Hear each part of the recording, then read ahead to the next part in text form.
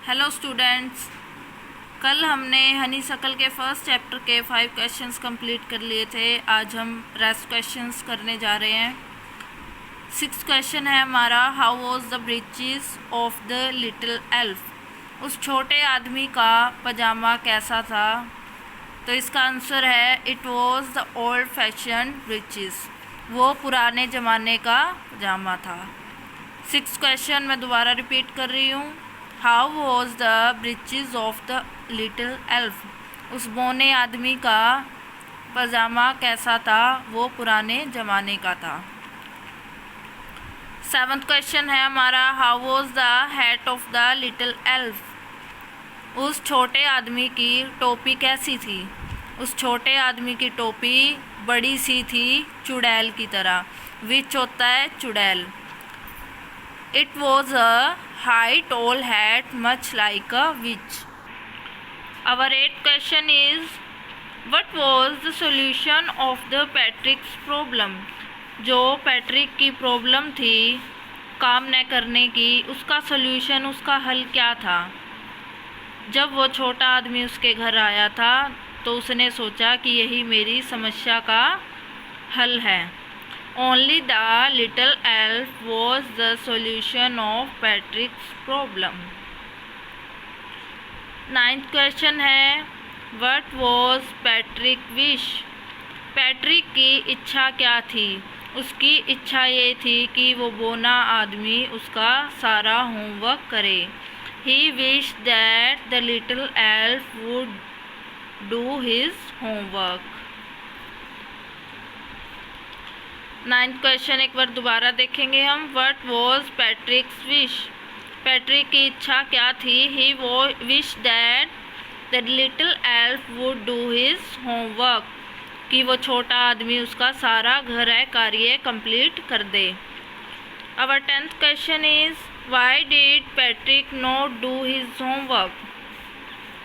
Patrick अपना गृह कार्य क्यों नहीं करता था? इसका आंसर है because he found it too boring. उसे वह अरुचिपूर्ण समझता था। He found it too boring. अब हमारे 10 क्वेश्चन कंप्लीट हो चुके हैं।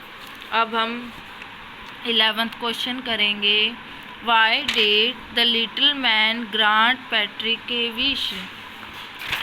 उस छोटे आदमी ने पैट्रिक की इच्छा क्यों मान ली? इसका आंसर है because he wanted to get free from cat. क्योंकि वो उस बिल्ली से आज़ादी पाना चाहता था, उससे दूर होना चाहता था, इसलिए उस छोटे आदमी ने पैट्रिक की इच्छा मान ली थी। 12th क्वेश्चन है हमारा, how did Patrick help him. Patrick काम करने में उस छोटे आदमी की कैसे मदद करता था? He helped him by consulting a dictionary for difficult words. वो डिक्शनरी की मदद से उस छोटे आदमी की काम करने में मदद करता था। 13th क्वेश्चन है, was the little elf in egg. क्या वो छोटा आदमी परेशानियों का कारण था? नैग होता है परेशानी का कारण। Yes, he was a nag. वो उसकी परेशानी का कारण बन गया था। 14th क्वेश्चन है, how did Patrick become at last. Patrick अंत में कैसा बन गया था? He was now the model kid. अब वो अंत में एक आदर्श बच्चा बन गया था। मॉडल होता है आदर्श। 15th क्वेश्चन है, in reality who did पैट्रिक्स homework. वास्तव में पैट्रिक का काम किसने किया था? पैट्रिक का काम उसने खुद ने किया था, क्योंकि वो ज़्यादा काम तो वही करता था लिटिल एल्फ की मदद से। Patrick had done it himself. Patrick ने वह काम खुद से किया था। हमारे वेरी शॉर्ट कंप्लीट हो गए हैं आज। हम क्या करेंगे? 15 तो करेंगे हम वेरी शॉर्ट। 8 करेंगे हम शॉर्ट्स और 2 करेंगे हम लॉन्ग क्वेश्चंस। जैसे 6th क्वेश्चन है, सारे हमारी, अगर आपने अच्छे से स्टोरी पढ़ ली है तो ये क्वेश्चंस आपको 2 मिनट में याद हो जाएंगे। ये सारे हमारे चैप्टर के बीच में से बनाए गए हैं क्वेश्चंस। अगर आपको स्टोरी अच्छे से आपने पढ़ रखी है, अच्छे से आपको याद है, तो आप अच्छे से इसे अटेम्प्ट कर सकते हैं। अगर आपने स्टोरी आपको अच्छे से याद नहीं है, स्टोरी का पता नहीं है कहानी का, तो इसे आपको ये काम बहुत ज़्यादा लगेगा।